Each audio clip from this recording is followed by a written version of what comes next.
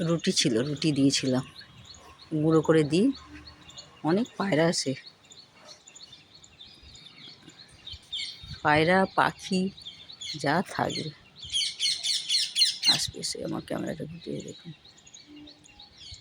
দূর জুম করে দেখাচ্ছি দূর থেকে, নাহলে তো উড়ে যাবে আমাকে দেখে ভয়তে। পাখিটা এসে বসছে, কিন্তু তাকে আর খেতে দেবে না, পায়রাগুলো ওরাই খাবে। নিচেও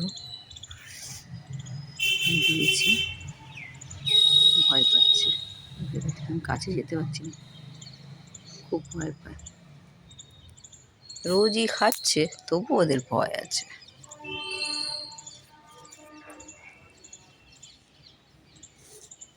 আস্তে আস্তে আমি কাছে যাই, এই দেখুন ভয় পেয়ে গেল। হ্যালো বন্ধুরা, আজকে তোমার লাউ চিংড়ি করছি।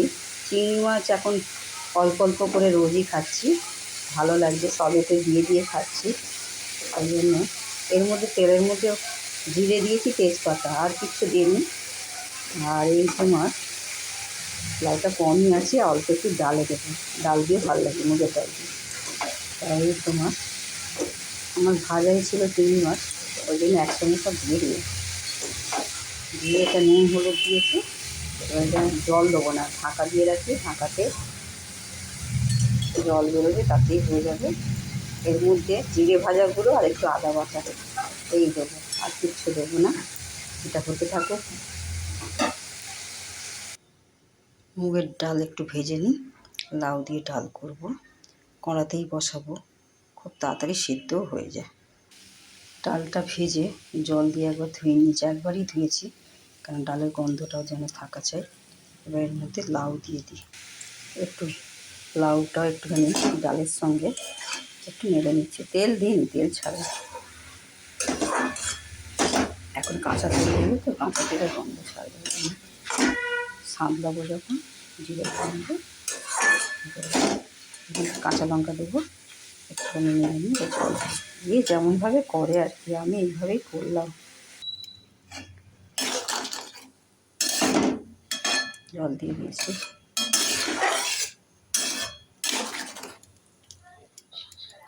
এবার একটু কমিয়ে দিই, দিয়ে ডাল হতে থাকুক।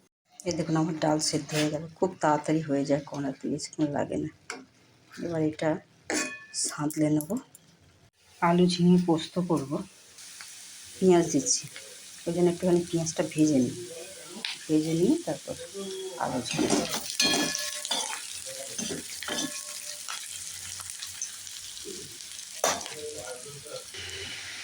নুন হলুদ দিলাম, একটু লঙ্কার গুঁড়ো দিলাম, পোস্তের সঙ্গে কাঁচা লঙ্কা পেস্ট করেছি। আর এটা এখন ঢাকা দিই, একটু ভাজা ভাজা হোক, তারপরে একটু পোস্ত দেবো।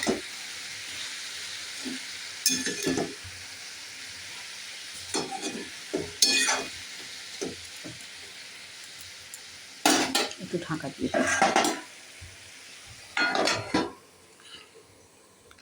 কতটা কাটলাম তরকারি, কমে একদম জল দিইনি, ঝিঙের জল বেরোচ্ছে, তাতেই হয়ে যাবে। আর একটু হোক নরম, তারপরে পোস্ত দেবো। এই আমি পোস্ত দিয়ে দিলাম, এবার একটু, কিন্তু আর জল আলাদা করে দিইনি, পোস্তর একটু জল ধুয়ে দিয়ে দিলাম। এইভাবে পোস্ত, এটা শুকিয়ে দিলে নামিয়ে নেবো। আলু নরম হয়ে গেছে। এইভাবেই আমি কি রান্না করলাম সেটা আপনাদের সঙ্গে একটু শেয়ার করলাম। সবাই ভালো থাকুন, সুস্থ থাকুন।